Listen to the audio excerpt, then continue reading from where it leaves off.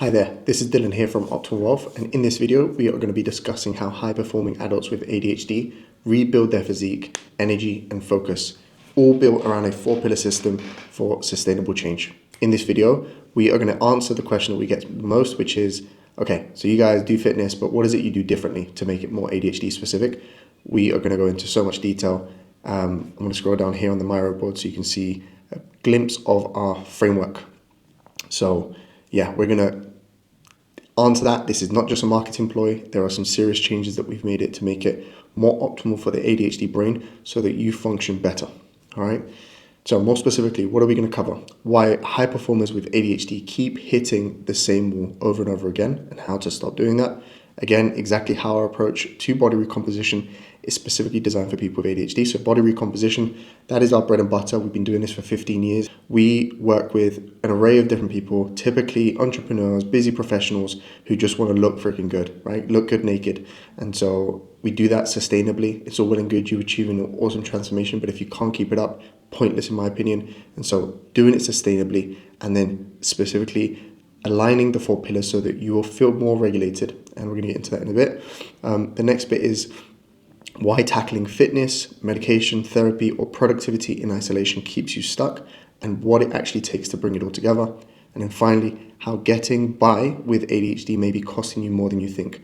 So this is for my people who have found out about their ADHD later in life and, you know, you've gone by kind of getting by, right? And so you might be thinking like, why should I do something at this stage in life? And so we're going to explain why the risks and the risks of unmanaged ADHD. So who this is for: business owners and high-performing professionals with ADHD who know it's time to take care of their health. Okay, maybe you've had a particularly long season where you're having to grind it away, building your business, building your career, and you've had to put your health on the back burner. Now it's time to look after that vessel that you walk around in. Maybe you've got a family, you've got kids, you need to make sure that you're in good health so you don't become a burden for other people. This is for you. This is for you whether you are diagnosed or undiagnosed. We've got clients on both kind of ends there. If you're diagnosed and you're taking medication, looking after these 4 pillars are going to mean that the medication works better. If you are undiagnosed, or if you are simply diagnosed but have chosen not to use medication, this is how you manage your symptoms of ADHD so that they do not run you, okay? This is for you if you feel like, this is for you if you feel like you know what you're doing, but you feel stuck in paralysis, right? We work with an array of different clients. We've got personal trainers who have us coach them. We've got doctors, physios, people who know what they need to be doing, but they just struggle to do it for themselves, right? They can maybe tell other people to do it. They know exactly what it is they need to do, but they just struggle to actually execute. So if you feel like you fall in that camp, this is the right place. This is also for you if you're not in any kind of, fitness or health environment. You just, you've tried various approaches with fitness, with diets, with training programs, coaches, but nothing has given you sustainable results. Maybe you've had good experiences. Maybe you have kind of, worked with coaches in the past and, a lot of the time you're going to have worked with some really cool people, but you've never had the ADHD element taken into consideration. So this would be great for you. So who we are and some proof. Optimum Wealth is a performance-focused coaching company specializing in individuals with ADHD. This has been built over 15 years of coaching experience with over 500 one-to-one clients. We've worked with British MPs, CEOs of multinationals, and everything in between. So clients regularly lose 10 centimeters plus from their waist in just 16 weeks while improving focus, discipline, and daily habits. So yeah, we've got some, a few screenshots here. This person here started off at just under 92 centimeters, most likely around about 91, maybe just above 91, and finished at 81.6, and the time span would have been 16 weeks.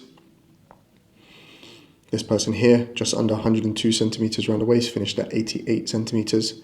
Again, started around about kind of September-ish, give or take, and started in September, and then by November, 88 centimeters down the waist. This person, 107 centimeters. This green dot marks the 16-week mark. Continued on and lost more, and just more and more and more of these. Okay, this looks like a big increase, but when you look at this was the end of the 16 weeks. And then we do what's called a refeed so that it's actually sustainable. We don't just kind of leave you, once we're done with the program. We do a very meticulous refeed, meaning that you keep the results. So it went from, I think it was like 71 centimeters and went up to like 73 over a decent amount of time, right? So yeah, so those are some from there. And these are some scale graphs of people's weight as they've come down. So this person, 88 centimeters, so 88, just under 88 kg, finished on 79. This person, 79 kg, finished on 87.5. This person started at 90 kg, finished on 81. And again, a lot of these are over a 16-week span. So, as well as that, we've got, if I come over to my website, loads of transformations, before and afters, a whole wall of transformations. On this wall, you've got, just click onto here, we'll be able to see the same people, but just more angles of each person. So on this wall, we've got an array of people with very different kind of feelings towards exercise, right? Some people really don't like it or are time poor, right? Very, very busy individuals, right? And that's kind of on this end. And then on the opposite end of the spectrum, you've got people who are your fitness fanatics, really enjoy exercise, maybe semi-pro athletes sometimes. And so I like to kind of walk through this and explain. You'd think that only people on this end, the fitness fanatic end, are the ones who would see the best results. But we've had some individuals quite far on the opposite end who have seen some pretty good results as well. So I'm going to just walk you through and point out some people all along that kind of line of spectrum. So over here, this person, he was training 3 times a week, sometimes 4 sessions a week. Someone who enjoyed his social life quite a bit, especially as we kind of got started, was quite hesitant to make too many changes to his social life and stuff. And I was like, no problem. Let's focus on what you want to focus on, the training predominantly, making some adjustments to nutrition. But intrinsically, as we started to go, he started to get, the momentum built up and he started to see the changes, and therefore he just became a little bit more committed. And in 16 weeks, we saw the results you see here. Then we've got Imogen over here. The space between these two pictures isn't 16 weeks. This is over 2 cycles. One cycle is 16 weeks, so 2 cycles, slightly more than that. And there's a gap. There should be a gap between the 2 16-week cycles. So it's a bit more than the 32 weeks or whatever that it would be if it was just 2 cycles back to back. But incredible transformation here from Imogen. She was training probably 3 times a week, sometimes 4 sessions. And it's worth mentioning that she also had some holidays that came up between her cycles, like that she did with us. And so, you know what holidays can be like, right? Things loosen up, but regardless of that, she came in and saw incredible results. Let me just come out here for a second. This person here is Julia. Julia is an example of someone who could quite honestly not have been further on the left. She had never stepped foot in a gym before we worked together. She was already waking up at 4:30 in the morning, 4:30 in the morning in order to get her normal day in. She had a busy role, corporate role, 3 young kids, just very, very busy individual. And quite honestly, she would struggle to get the 3 sessions a week that we asked for. That is like the minimum viable amount that we can be like, we can get really good results on 3 sessions a week. If you can do more than that, amazing.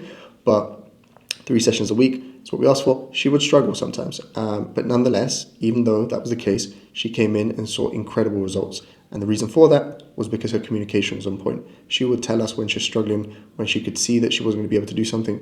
And that allowed us to do our jobs, right? Tell her when to pull back, when to push forward, what to, stop doing, what to continue doing. And that is what allows us to continue to see results without plateauing. And as you can see here, incredible results. This also was over 2 cycles, so 2 16-week periods. And Dylan's over here, just 12 weeks between those 2 pictures, probably training about 3-ish times a week.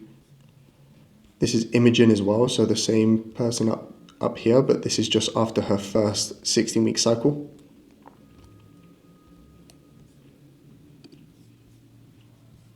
This is Owen. This is an example of someone further on this side of the spectrum. He was training a decent amount, playing semi-pro football, wanted to get leaner, wanted to improve his agility, his speed. So we did that with him.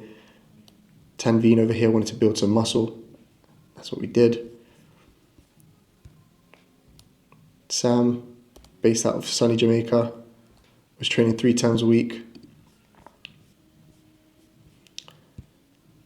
Emre, training, he turned into a bit of a fitness fanatic. Once we got going, he really got stuck in and was training probably like 5 times a week. So really got stuck into it. I'd say he's further on towards the kind of right side of this spectrum I keep referring to.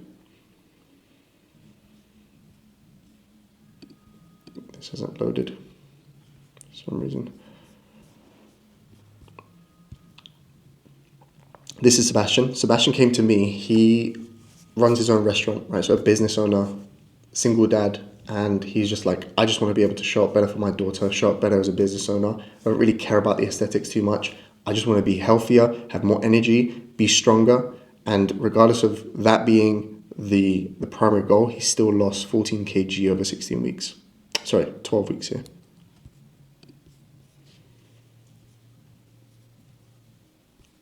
This is Simon over here. He, as he said himself, unlocked the V and a 6-pack just before his 50th birthday. Had never really been into weight training or anything. And nice physique there. Training probably like 3 to 4 times a week. This person here was training about 4 times a week. Yeah. So this kind of gives you an insight as to like, you know, the sort of input level of work that's necessary. This is an example of a fitness fanatic.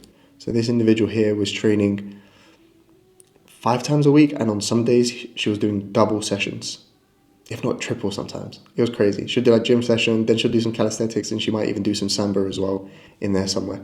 So yeah, so a real array of people, as you can see here, like different level of inputs. You don't need to be a fitness fanatic. Again, the minimum viable amount that we ask for is that you can commit to doing 3 sessions a week. But even in some cases when people have struggled to do that, when you know what you're doing, when you know what you should be looking out for, we can still get really good results if you've got the right guidance. And so, yeah, that's some proof that we know what we're doing.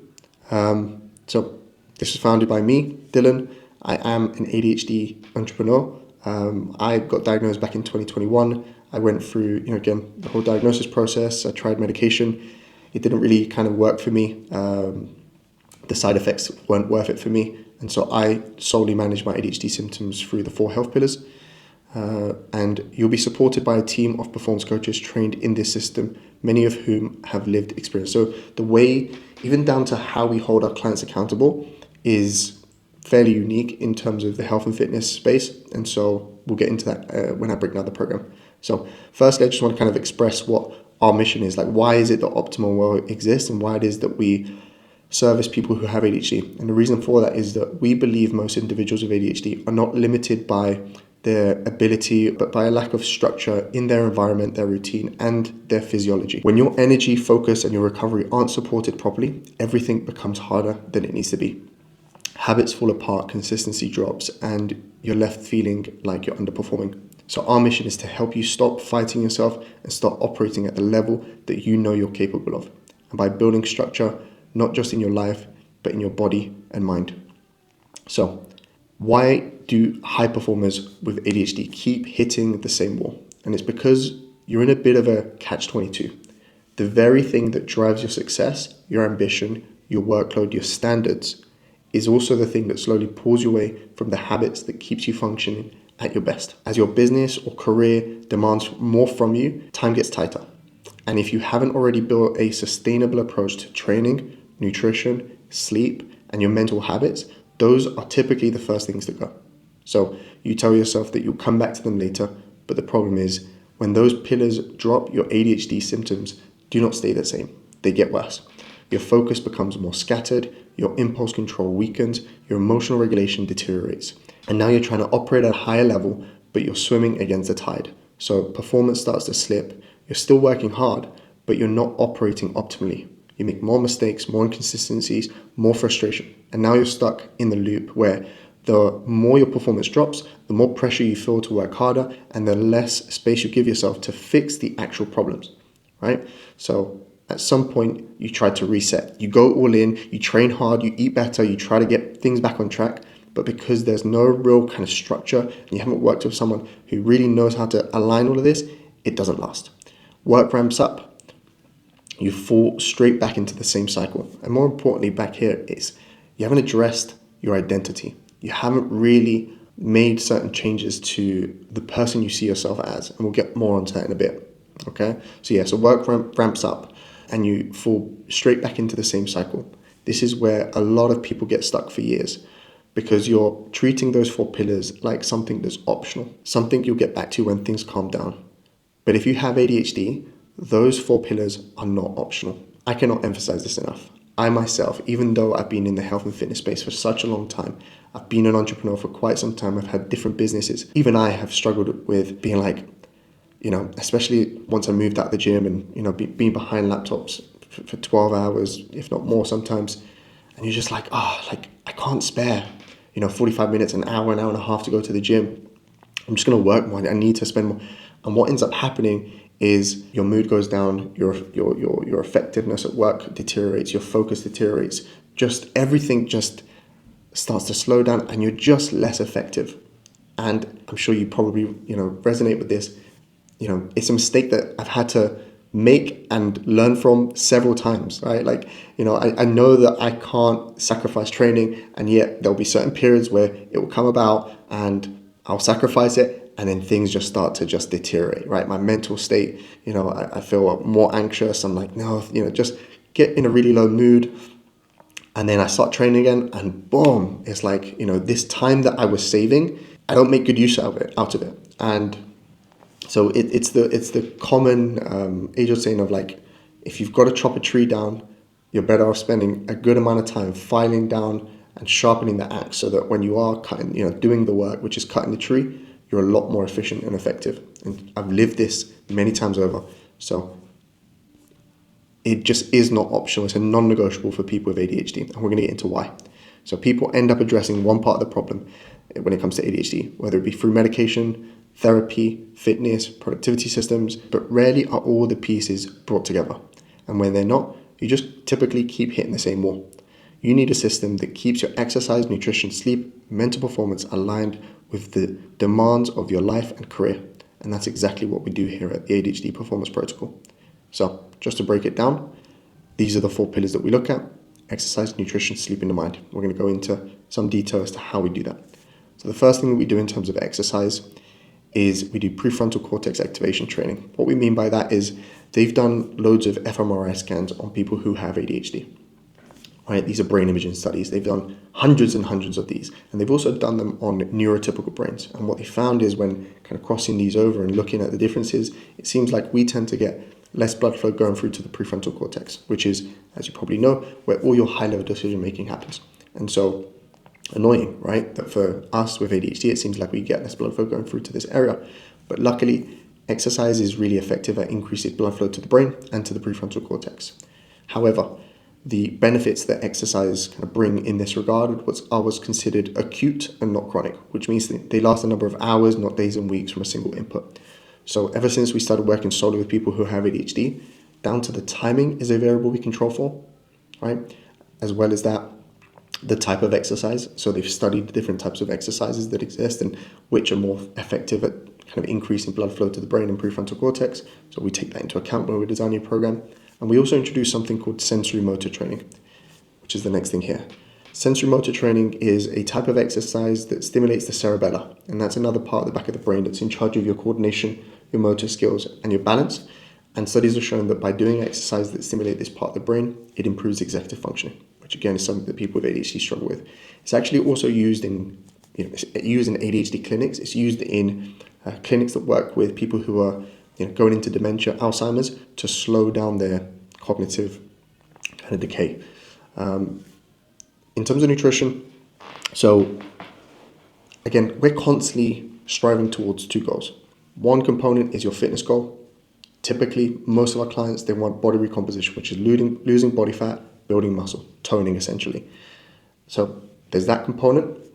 And then the second component is helping you feel more regulated. So when it comes to body recomposition, 80% of the work will be down to the nutrition, right? Even if you're eating healthy, if you do not have the composition that you want, we need to look at your nutrition. The way we address that is by putting you on a very, very tailored meal plan.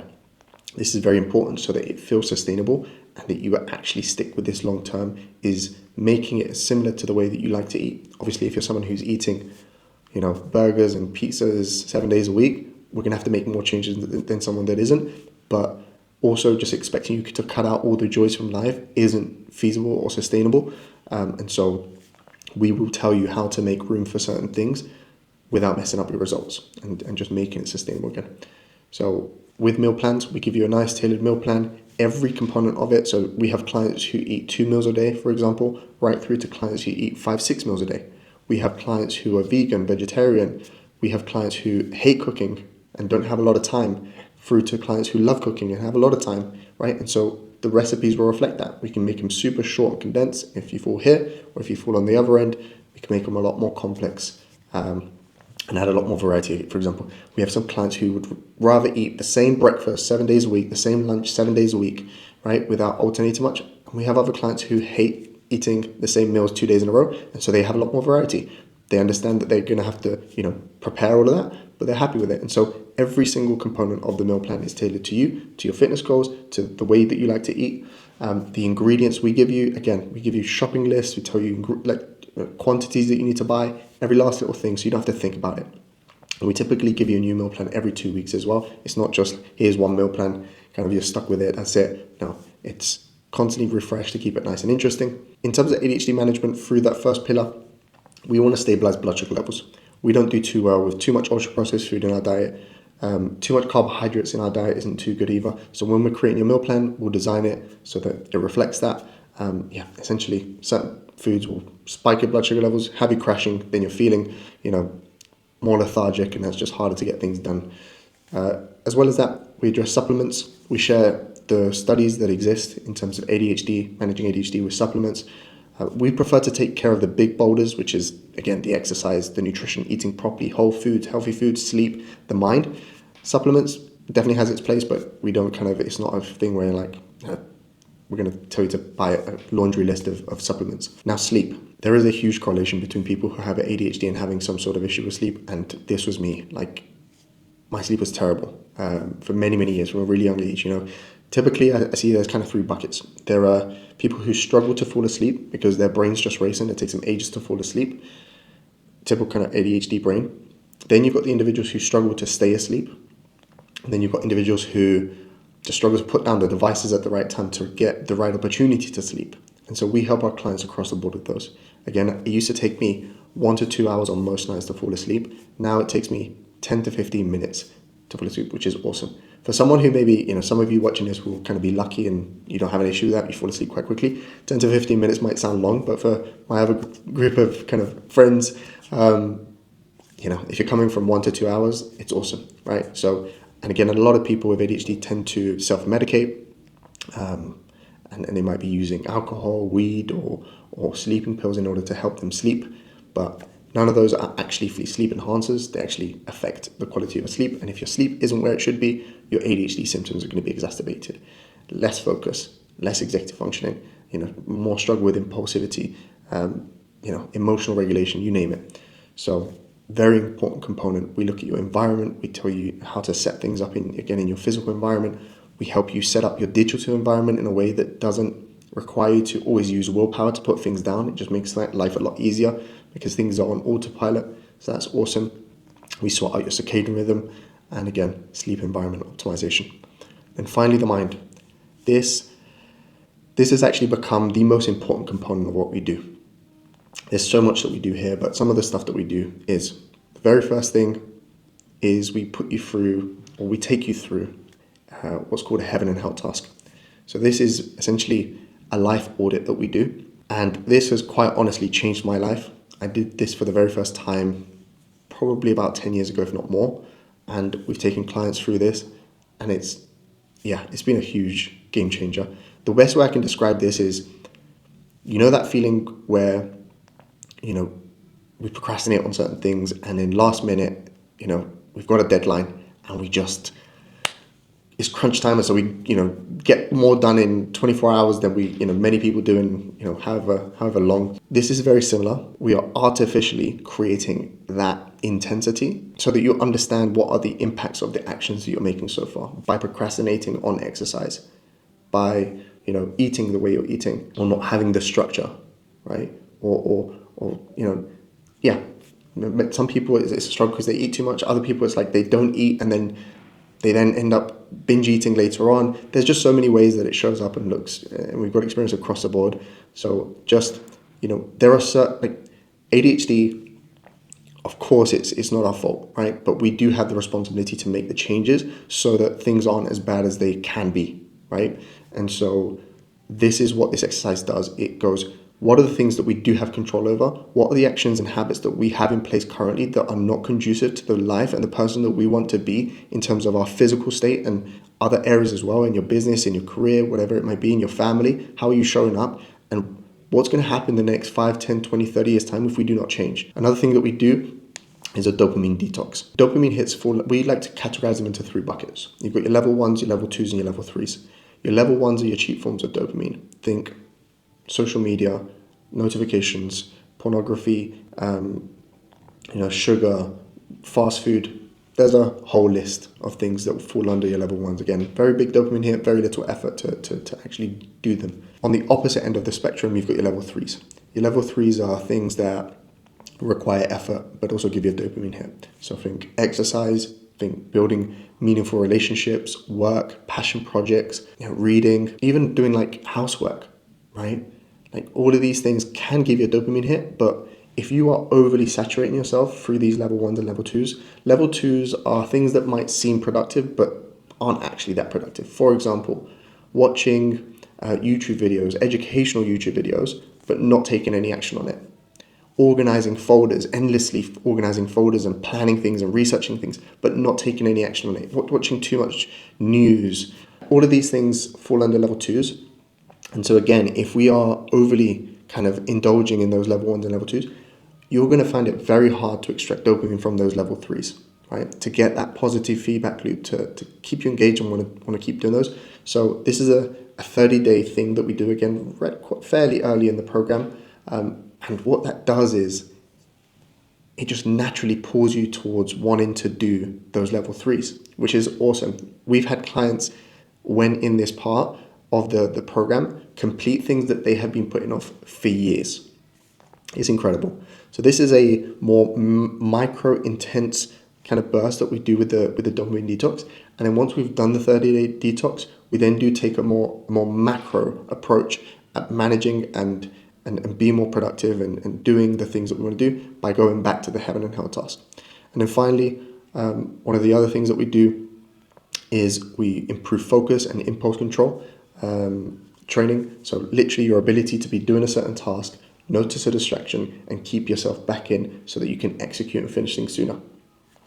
I'll mention one more thing that we do within the mind pillar that can be quite common amongst people with ADHD, and it's negative self-talk. Whether it be from a really self-deprecating, harsh language side of things, or for some other people it's more limiting beliefs, doubting whether you are actually going to succeed at this or something else, right? Whatever it may be, but there's just a lot of doubt.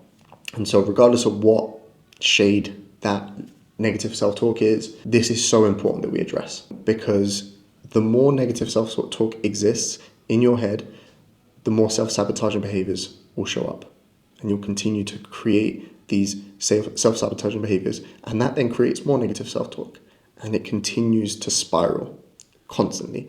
And so we have to change the direction of this negative spiral, because at the end of the day, you can follow a training program from wherever. You can follow a nutrition protocol from wherever. But all of these things are external actions, right? It all stems from within. So you are at the center of that, right? You are the one doing all these actions. And unless you do not change the person, the lens in which you see yourself, the lens in which you see the world around you, all of those actions are going to feel incongruent. They're going to feel like you're constantly swimming against the tide. And so it is so important that we address this. This is why the mind pillar has become such an important component of what it is that we do here.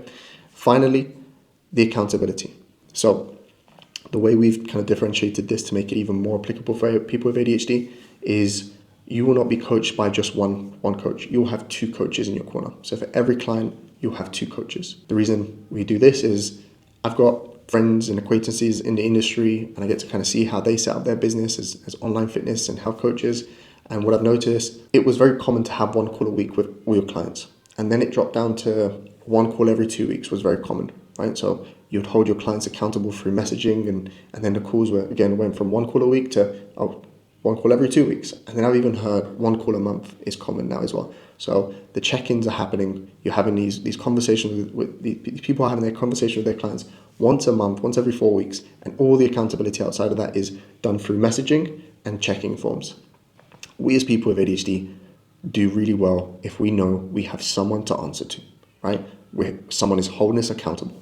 And so you are going to have two people in your corner to make sure you're doing the things that you need to, and that we're making the internal changes to make this sustainable long term. So what that looks like is every week you have one call a week, one-to-one with your coach. And every other week you'll have a second call. That goes from 2 calls a week. In the very first week, you'll have 2 separate calls. And then the next week you'll have 1. The following week you'll have 2. And it will alternate between 2 and 1 throughout the whole 16-week period.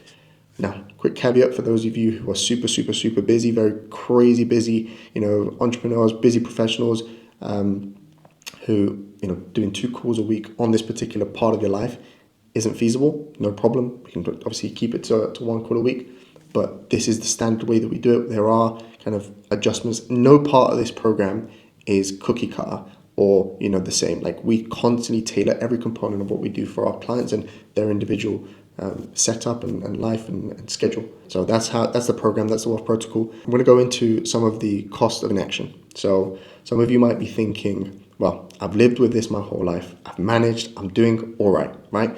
And to be fair, you have been. You've built career, you've handled responsibilities, you found ways to make it work. But that doesn't mean it's not costing you, right? It's easy to write it off as just how you are or just being a bit distracted. But when left unmanaged, the costs show up across your entire life. And so there are a few studies that kind of look at this. There's much more than this, but these are just a few to mention. So the first one, which is quite shocking, is the life expectancy gap. So research by Dr. Russell Barkley showed that unmanaged ADHD is one of the most significant predictors for reduced life expectancy. Unmanaged symptoms can slash up to 13 years of your life. This reduction is primarily driven to impaired behavioral inhibition, which leads to poor health-related choices, i.e. with poor diet, lack of exercise, smoking, and other risky driving and other risky behavior as well. The second is the ADHD tax on your career and finances. So research shows that adults with ADHD consistently earn less over a lifetime compared to their peers. And this isn't due to a lack of intelligence or ambition, but due to the inconsistent performance, missed opportunities, and difficulty sustaining output. It also shows up in day-to-day financial behavior, impulsive spending, avoidance of financial admin, and short-term decision-making creates ongoing, often unnoticed financial drain. The third is substance use and self-regulation. Individuals with ADHD are at a higher risk of substance misuse. This is often linked to attempts to self-regulate and or a cheap dopamine hit. And as we're all aware, while these may offer a short-term relief, they tend to further destabilize mood, focus, and overall functioning over time. None of this is coming from a place of judgment. I know I've been there, and again, a lot of people with ADHD have been there. So this is something we help quite a lot of clients with. The final is relationships and social friction. So unmanaged ADHD is associated with higher rates of relationship dissatisfaction and breakdown.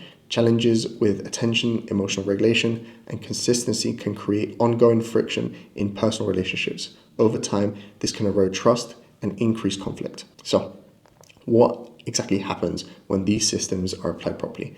And the change isn't just physical, right? You've seen the before and afters. It's also how you operate day to day. Instead of your habits feeling chaotic and inconsistent, they become structured and repeatable. Your energy stabilizes, and so you're not constantly relying on motivation to get through the day.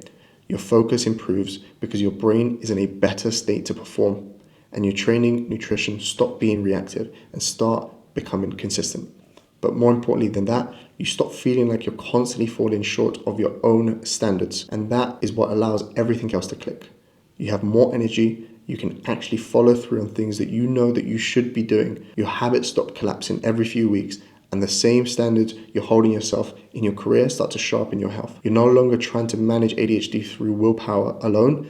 You're supporting it through physiology and structure. So who tends to get the best results? Number one is people who have already pushed forward in their career, but they know that their health and habits haven't kept up.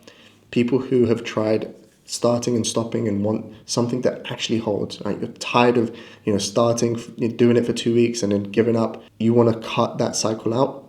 This is for you.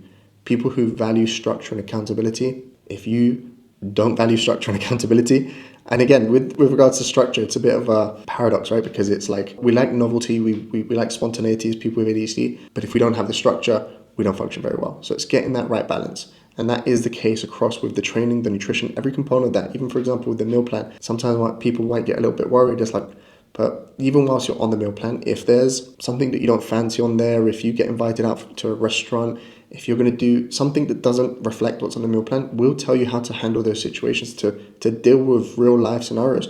Or, for example, we can be forgetful sometimes as people with ADHD. We might prepare our meals and we forget our food, right? We'll teach you how to handle those situations so you're not messing up in the moment and also not spiraling. And then finally, people who are ready to take ownership and finally close the gap between what they're capable of and how they're actually living. So the next steps are, if you've watched to this end and you can see yourself in anything that I've said so far, the next step is to apply for a strategy call with our team. This is where we'll look at your current situation, understand where things are breaking down, and determine whether the system is a right fit for you. On that call, we'll assess your current habits, structure, and challenges, look at how ADHD is affecting your energy, focus, and consistency, and map out what would actually need to change for you to get results. If it's a good fit, we're going to invite you in to join the program. And if it's not, we'll try to point you in the right direction. We'll see you on the inside. Peace.